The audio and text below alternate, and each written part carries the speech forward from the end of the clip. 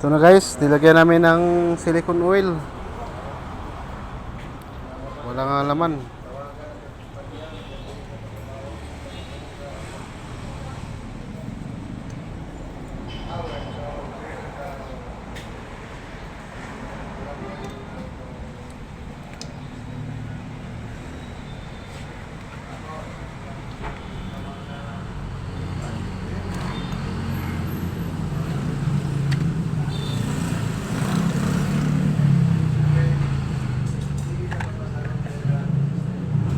Ang chulo.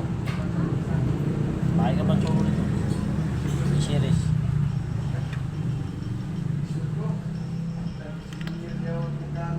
Okay. Ano na?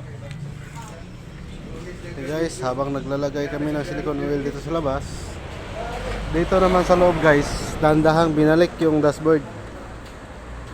Tapos nang nalinisan, kaya binalik naman dito. Kami naman sa labas, naglagay ng silicone oil para sabay-sabay matapos.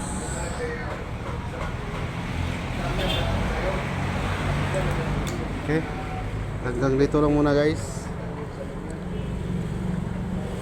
Kung gusto nyo pa nang makakita ng maraming video o nais nyong matuto kung paano mag-diagnose ng sasakyan nyo, paki-follow na lang. Follow, like, and share na lang. Salamat.